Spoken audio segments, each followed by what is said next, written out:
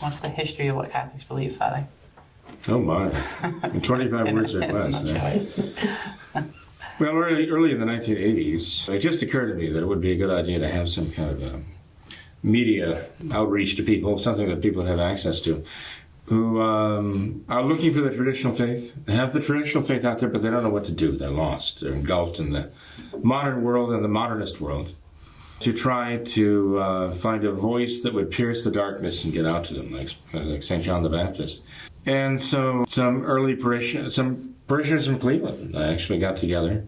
And some you'll see on the scene from the earliest shows. Others actually not. They're behind the scenes, even in the studio, in some cases directing the cameras and all the rest. That's when we're actually using an actual professional studio. Back in those early days, to produce the shows was not that difficult, just to get together and start talking. The real work was done by our commentator of the day, who prepared well, came up with some very good questions, had some excellent commentary himself.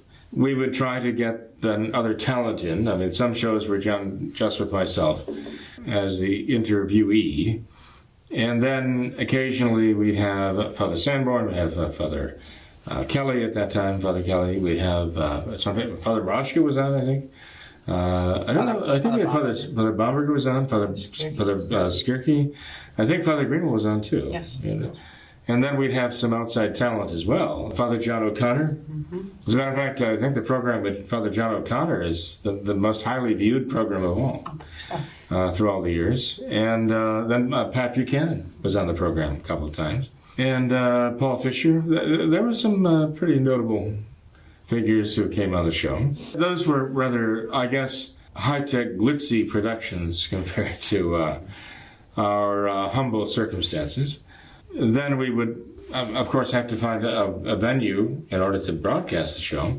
And sometimes we had to go with public access. That would be local markets would get public access. But then, you could be sandwiched in between some programs that were a little bit marginal, shall we say, edgy, objectionable in part or in whole.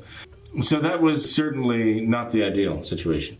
For a while, we could afford broadcast on Black Entertainment Television, BET, and we were finally priced out of that market. I guess our presence there launched them into a higher level, so we priced ourselves out of the market. Eventually, we found that it was just impossible to come up with the revenue necessary to stay on cable television. And so with the advent of the internet here, we found another venue.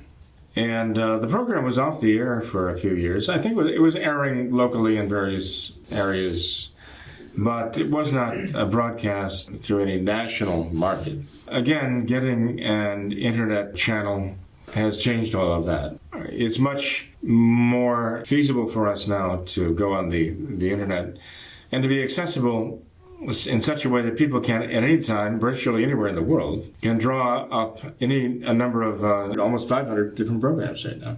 We are very grateful to God for giving us this opportunity and enabling us to take it. Father, I believe I've heard that Bishop Mendez was involved in the early stages of what Catholics believe. I believe I heard that he was a supporter. Yeah, he was on board with it. He was a type of prelate who would see the value and the power of it. He was a great encourager for what Catholics believe, no doubt about it. Again, the viewers have a lot to do with the success of what Catholics believe insofar as they are willing to do, in a sense, the advertising for us, that they're willing to share with others the fact that we're here. And what I'd like them to do is I'd like them to use it as an apologetic source. I'd like them to think about all the people they know who need answers, who are interested in hearing these things. People at work, people at school, or people they meet on the street. Some of their own relatives might ask them a question. Well, what about angels, or what about original sin, or what's become of purgatory, or whatever, Or even voicing concerns about the Novus Ordo. They're suddenly realizing there might be something wrong with it somewhere. Those who are watching what Catholics believe can be familiar with the programs enough to say, I know there's a program on what Catholics believe that would answer that question. So why not use the resource that's there? So many times people are asked questions and they don't know the answers. They know they can find the answers in various places, and one of those places would be what Catholics believe.